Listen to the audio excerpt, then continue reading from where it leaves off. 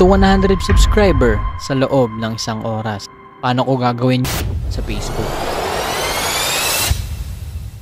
So guys, magsisimula na ako ng 1 hour challenge na madagdagan ang subscriber ko. So hopefully makayanan ko to at hingi ako ng tulong sa mga kaibigan ko. At syempre magpo-post na rin ako sa Facebook timeline ko.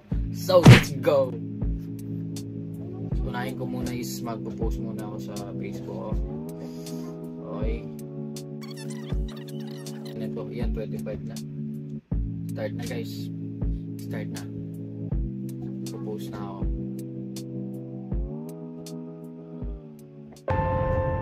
At sa paglipas ng ilang minuto, I was able to gain 1 subscriber. Ayun pre, mukhang may sasagot na sa atin. Mukhang madadagdagan na ng isa. Ano Chan, matutulungan mo ba ako Chan?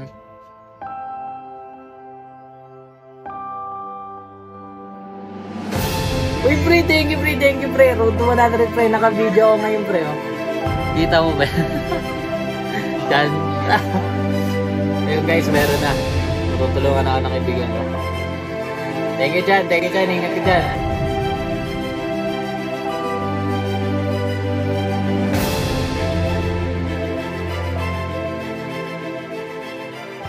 I thought na hindi ito mangyayari, that in the first place ay nahihirapan talaga ako gawin ito. So kahit ganun pa man, nandyan yung mga kaibigan ko at ang akong tulungan. Diyan maraming salamat sa inyo.